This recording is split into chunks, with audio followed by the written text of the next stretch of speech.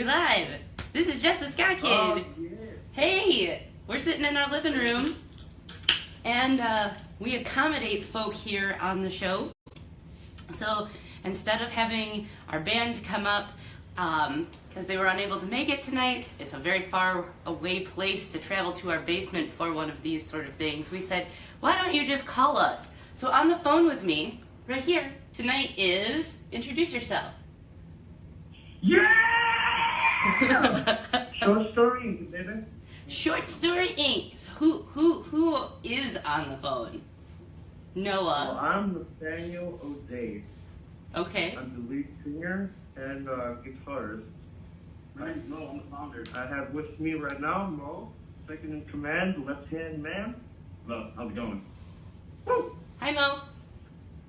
Hey, man. Unfortunately, our drummer is all the way in Grace Lake. He's actually a little bit closer to you, so he couldn't make it after work. Uh-huh. But here we are. Hey. How are you doing, Jeff? I'm well. Thanks for figuring out how to make this work. I always like when people are open to different suggestions and ideas and making something like, hey, here's our guinea pig idea. Here we go.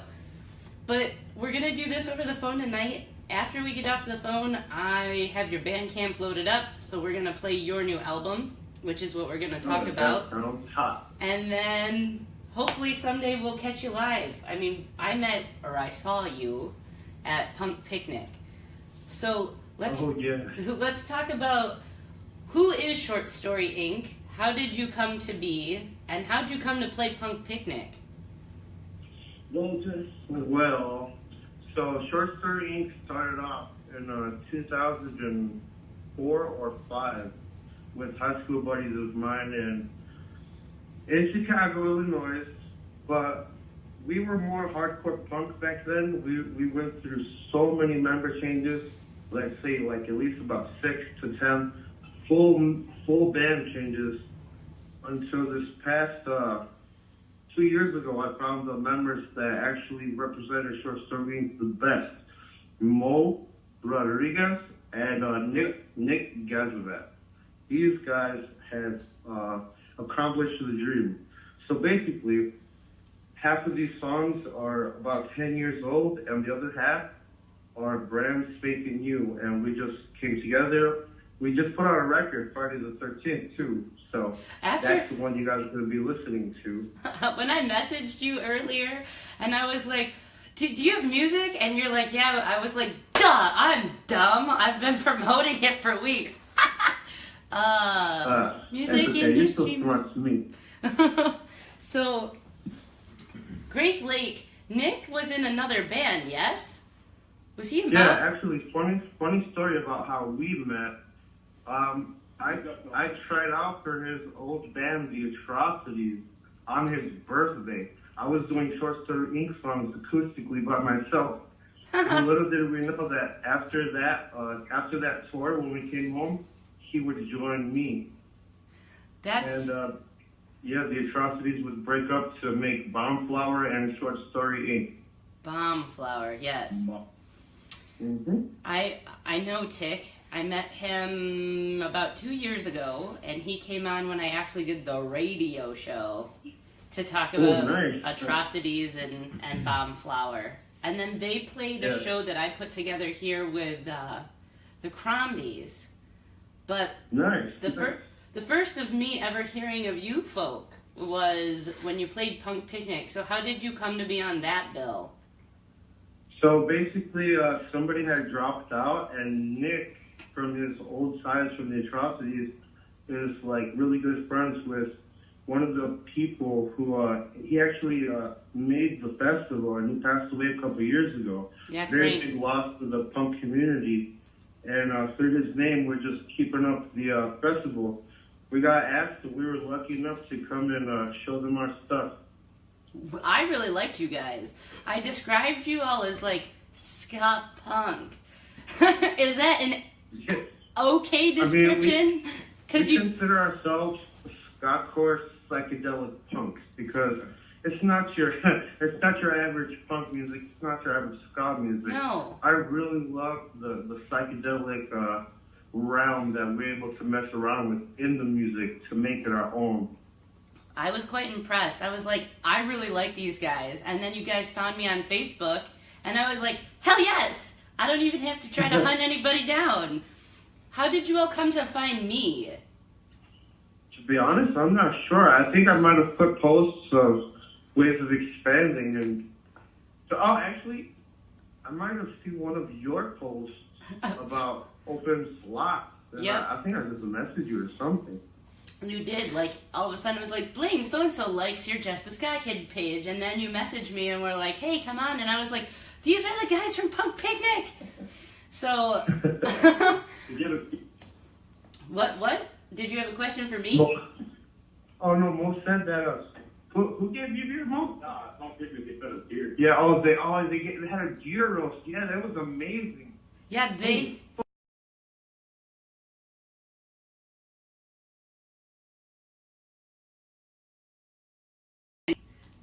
Weird. It said 9. Kif just looked at me and he's like, 9. I don't know where I'm getting 13 from. The date that it was released? Fine. The cameraman says That's 9. okay. I forgive you. But it's a full length, yes? Yes, ma'am. So who put... Don't call me ma'am, that's weird. I'm yelling. People watching on Facebook Live are watching me yell at you to the phone. Don't call me ma'am. Oh, shit. You right. You right. My bad, girl. Okay, so here's... How did that come to be? Like, who made your album? Did you guys do it all yourself? Or... Okay, so basically, Short Story Inc. has been recording all our own stuff, besides the very first two demo songs we ever made.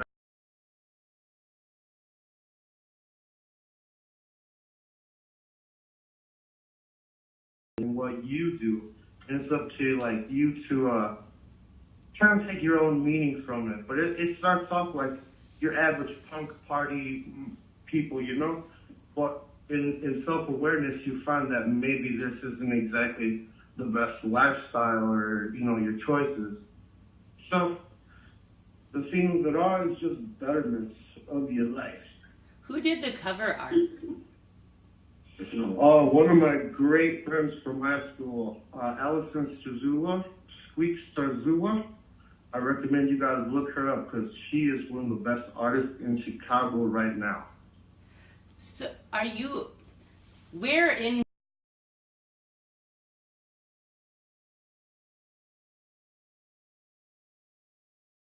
you tell our viewers about that show? Who played it with you? We had Mandatory Abortions, we had the Cruiser Sonata, Shots Fired, Self-Medicated, Blagass. Who else did we have? Oh, Beach Bum. No, wait, was that a different show? I don't remember. Anyways, yeah, we've played so many shows in the past month. They've all kind of just blended together. Yeah, you guys have played a lot. Yeah, shows recently for us have been getting pretty wild. On last Friday, actually, the kids were moshing so hard that they bumped the microphone into my nose and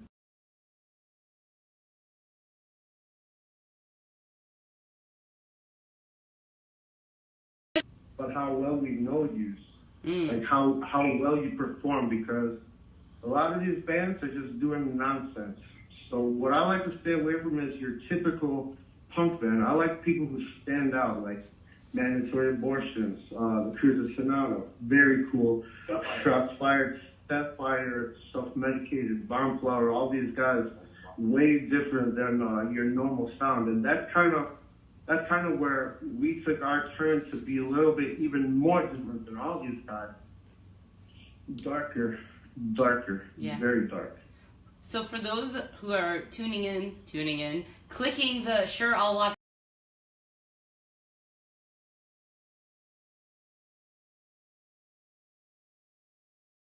or be a who? Or Wookie? Yeah. Wookies? What Or does kidding.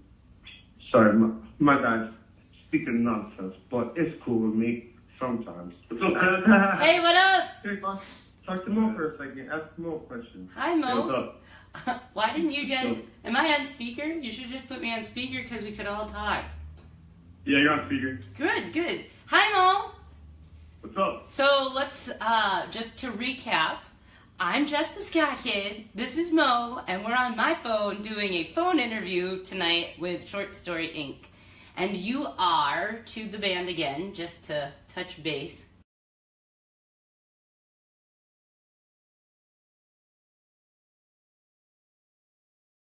Yeah. Yeah? Yeah, it's cool. Are you still in said other band? No, not really. Short Story's my main band now. What other so what band did you get taken from? Well, I was in different bands, just starting my own thing. I was in metal bands. I had this band called Carnivorous Sacrament. It was like an old thrash band, old school and stuff.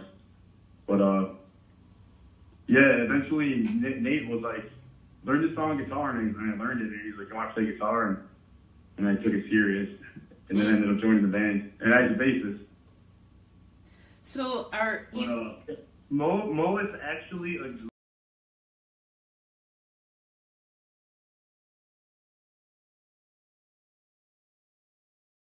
Very cool. Sorry, I was mid-thought while you were talking. Oh, you got kicked out of your rehearsal space.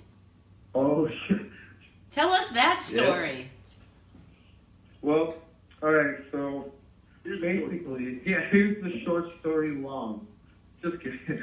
Alright, so basically, you're not supposed to really party at your rehearsal space, but it's not really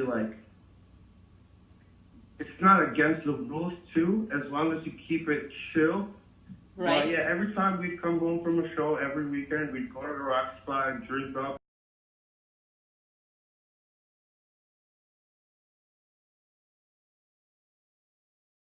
The corner practice. Oh no, we don't have houses and stuff, but we rarely rehearse. We just kind of go with just I don't know how to even say. We just go to shows to play as raw as we can. This is the raw musical experience. It is as tight as it will be from us at that point, because we do play all the instruments. Everybody knows every song on every instrument. That's great. So you said that you look to play with bands that stick out to you. Yeah. So, in Chicago, what bands stick out to you the most?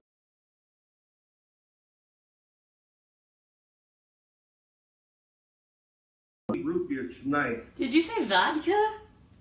Svedka, yes. Svedka? That's vodka? Yeah, we're poor. No, I don't know.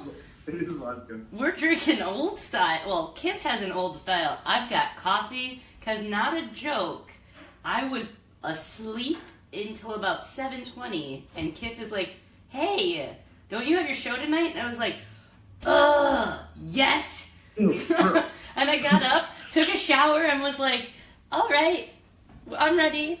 I need coffee. So that's what happened. Just so everyone can see me. That's actually a good story. It's better than my story. No, it's good. It's good. I've never heard of any of those.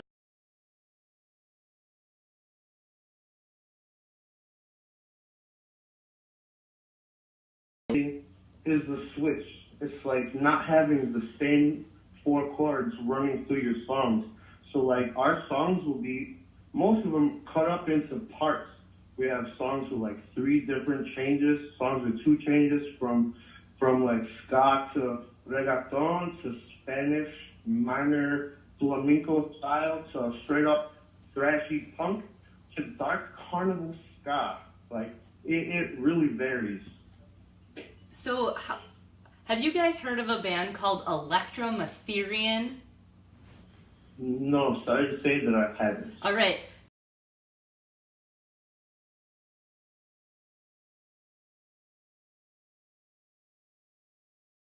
And Evil Empire, do you know who those guys are? Oh, I definitely know who those All right. guys are. I was hoping so. All right. But Headless Honchos, those guys have a, I don't know, a little hole-in-the-wall storefront jam spot that they host shows at. And their whole premise is that the shows have to be diverse and they have to be weird. So, the first time I went, It was Headless Honchos. It was environmental encroachment, and a few.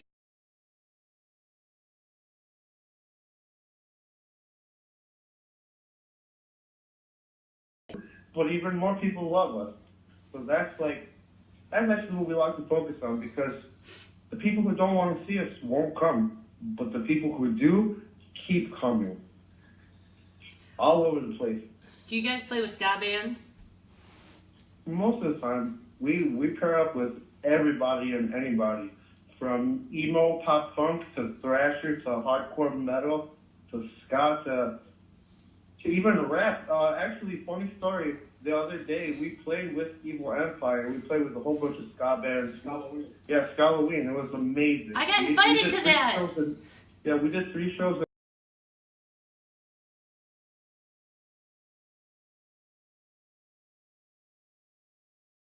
Any other credited band? I don't know that band.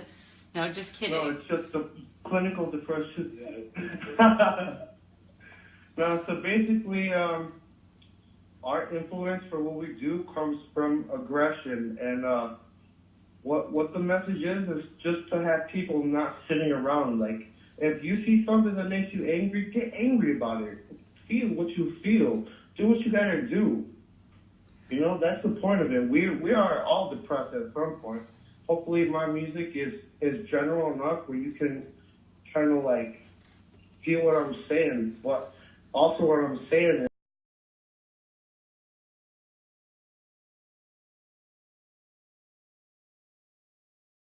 is I don't want to say what I've done, but let's just say that I've gone to the deepest depths of the ocean and outer space. DMT. No, just kidding. Anyway, when you have your host call you out on things.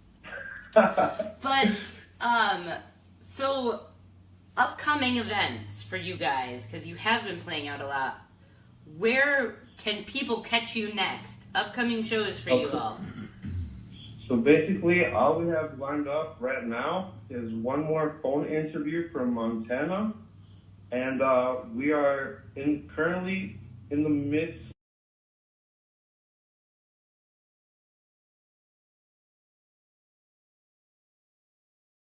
Oh man, to tell you the truth, the best venues we've played have had the lowest amount of people turn out.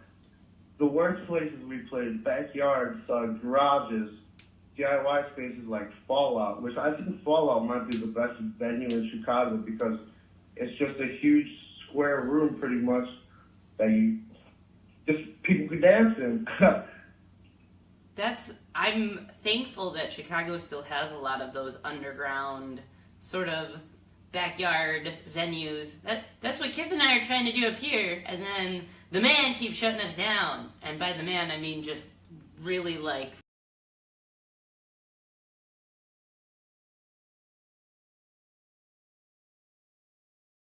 They can. There's audible noise ordinances. Then you just have another show to raise funds to pay off your ticket for the last show, right? Start a GoFundMe. Yes, I need that. I've thought about it. Like, help us keep having underground music underground by helping me buy a venue. So, we'll see. We'll get there eventually. So if anybody who's just now tuning in or watching on Facebook Live, we're talking to Short Story Inc. on the phone. And if someone was interested in finding you folks, where on the interwebs can they find you?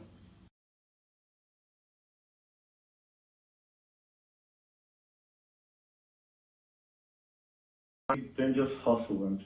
Are you able on Bandcamp to track who purchases and where it goes? Not who, but how many people. Okay, so it doesn't show you like stats as far as like somebody in Vegas bought your stuff. Oh yeah, no, it doesn't show that. Ah, okay. Well, that's right, America. You heard it here first, and internationally in the UK or Japan or whoever else is watching and paying attention, find them on Bandcamp. Like their stuff, purchase their stuff.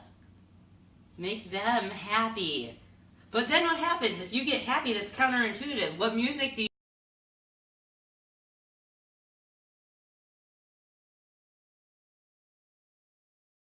only hiccup? And bring him with. Yeah. We're pretty kid friendly. Yeah? Yeah, well, we swear a lot and do drugs in front of kids, but it's okay. No, I'm just kidding. Don't stop until the cops show up. No. Yeah, no. When the cops show up... You give the drugs to the kids because then they're minors. No. No. Oh, no.